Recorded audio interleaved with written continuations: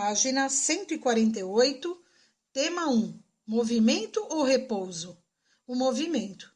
Imagine um bebê passeando em um carrinho que o pai empurra pela calçada. O bebê está em movimento ou em repouso?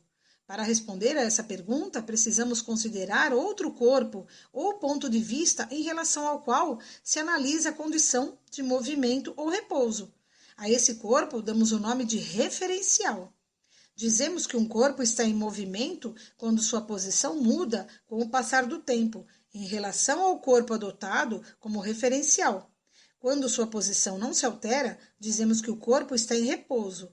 Portanto, voltando à nossa situação imaginária, se considerarmos o carrinho como referencial, o bebê está em repouso, pois a posição é a mesma em relação ao carrinho. Contudo, se considerarmos o referencial um poste da calçada, o carrinho e o bebê dentro dele estão em movimento, pois alguém que se coloque na posição ocupada pelo poste verá o bebê e o carrinho se movimentando. Assim, podemos dizer que o movimento é relativo, pois o mesmo corpo pode estar parado ou em movimento, dependendo do referencial adotado. Posição e trajetória. Para descrever o movimento de um corpo, deve-se conhecer a posição que ele ocupa a cada instante. Considere um movimento que acontece em uma única direção, como alguém que se desloca ao lado de uma estrada. Inicialmente, é necessário definir um ponto de origem ou marco zero.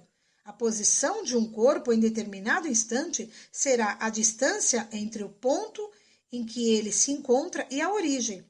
Observe o exemplo de movimento. Então, a mulher ela está na posição mais 20 metros, ou seja, 20 metros à direita da origem.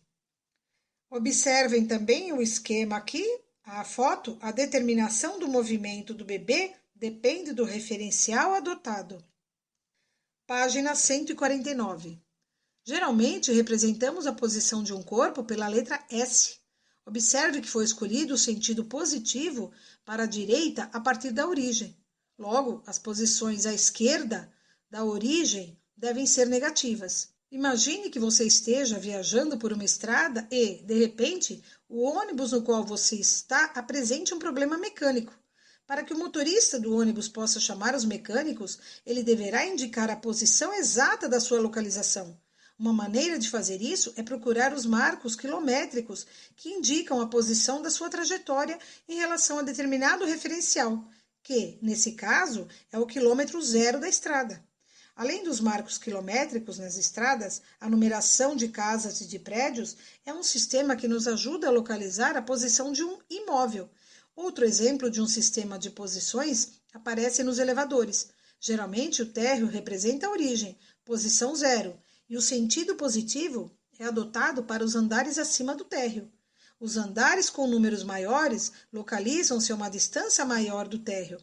Quando estamos no subsolo, os andares costumam ser indicados com posições negativas. O conjunto de posições ocupadas por um corpo durante o seu movimento compõe o que chamamos trajetória. A linha imaginária que une as pegadas de uma pessoa que caminha em uma praia ou marcas deixadas no asfalto por um veículo ao frear são exemplos de trajetória. Observem a imagem ao lado. Quando um praticante de skate faz manobras em uma pista, podemos afirmar que ele está em movimento se uma pessoa na plateia for o referencial escolhido para analisar a situação. Se escolhermos o skate como referencial, é possível afirmar que o skatista estará em repouso apenas se ele estiver sobre o skate. E nas imagens abaixo, os marcos quilométricos indicam a posição ocupada por quem se localiza próximo a um deles. A posição apresentada na foto acima, quilômetro 105, é medida a partir do marco zero da estrada. E na imagem do lado, ao frear bruscamente um veículo, um trecho de sua trajetória pode ficar registrado no asfalto. Vamos prestar atenção na explicação. Em nossa vida diária, o movimento é um fenômeno bastante comum. Carros movimentam-se nas ruas, barcos deslocam-se nos rios e nos mares, pássaros voam, pessoas circulam nos locais de trabalho e nas ruas. Na natureza, nenhum corpo é totalmente imóvel. A parte da física que estuda os movimentos dos corpos e suas causas é a mecânica.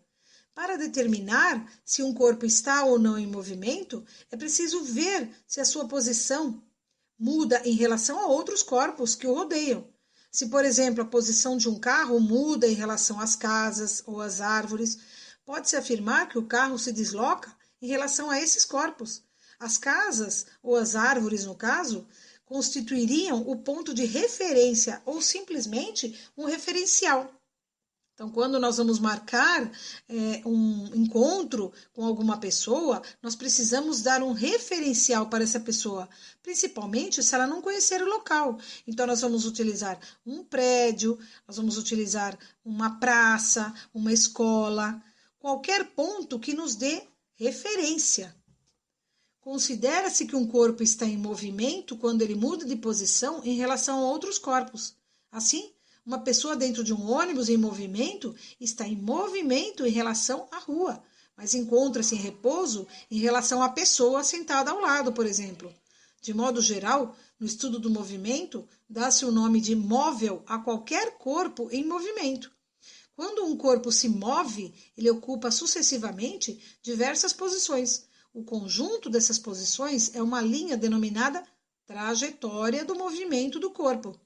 No relógio, a trajetória da ponta dos ponteiros é uma circunferência. A trajetória de uma gota de água que cai é uma linha vertical. O comprimento da trajetória indica o espaço percorrido pelo corpo. O espaço percorrido pelo corpo pode ser determinado por meio de uma unidade de medida de comprimento. Dentro do Sistema Internacional de Unidades, chamado SI, a unidade é o metro. Mas na prática são utilizadas também outras unidades, consideradas múltiplos e submúltiplos do metro. O quilômetro, o múltiplo mais utilizado, que equivale a 1000 metros. Página 150. Deslocamento e intervalo de tempo. No estudo do movimento, chamamos deslocamento a diferença entre a posição final e a posição inicial de um corpo sobre a trajetória. No Sistema Internacional de Unidades, SI, essa distância é medida em metro. Imagine a seguinte situação: uma pessoa sai de casa para ir até a padaria no final de sua rua. Em determinado dia, por distração, ela avança alguns metros além da padaria. Quando percebe o que aconteceu, a pessoa inverte o sentido de seu movimento e chega ao estabelecimento. Mesmo caminhando um pouco mais, o deslocamento entre a casa e a padaria foi o mesmo, pois devemos levar em consideração apenas a posição final, a padaria, e a inicial, casa. No entanto, a distância percorrida nesse dia foi maior, porque a pessoa andou alguns metros além da posição da padaria até inverter o sentido de seu movimento. O deslocamento pode coincidir com a distância percorrida, caso o movimento aconteça sempre no mesmo sentido. Observem aí o exemplo de deslocamento. O deslocamento para ir de casa à padaria é sempre o mesmo, pois a posição inicial e a final são as mesmas. Já a distância percorrida pode variar. O intervalo pode ser representado pela letra grega delta maiúscula, seguida da grandeza que está variando. Assim, o deslocamento é representado por ΔS é igual a espaço final menos espaço inicial, sendo o espaço final a posição final ocupada pelo corpo e o espaço inicial a posição inicial. Dessa forma, se um corpo se move das posições igual a 100 metros até a posição S igual a 500 metros, seu deslocamento foi de 400 metros, pois ΔS é igual a S, espaço final, menos espaço inicial, igual a 500 menos 100, igual a 400 metros. Para que o movimento possa ser estudado, é importante saber em qual intervalo de tempo ele ocorre, isto é, qual é a diferença entre o instante final e o instante inicial do deslocamento do corpo. Os instantes são representados pela letra T. No Sistema Internacional, o tempo é medido em segundos, S.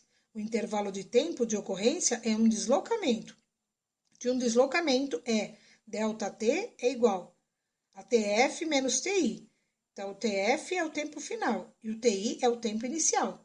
Se um corpo saiu da posição inicial às 4 horas e chegou à posição final às 4h15, o intervalo de tempo foi de 15 minutos, ou, no Sistema Internacional, 900 segundos. Vamos prestar atenção na explicação. Então, o que é deslocamento? É a diferença entre a posição final e a posição inicial de um corpo. Exemplo, quando você sai da sua casa para ir à escola, você sofreu um deslocamento, ou seja, você percorreu uma trajetória, você fez um certo trajeto. Então, nós temos aí a letra grega, né, que é o delta, nós temos o S de deslocamento, que é o espaço percorrido, nós temos o SF, que é o espaço final, é um ponto de chegada, é o seu destino. O SI, que é o espaço inicial, seria o ponto de partida. O TF é o tempo final, ou seja, o momento, o horário, o minuto em que você chegou a algum lugar. E o TI é o tempo inicial, seria o horário em que você saiu do marco zero.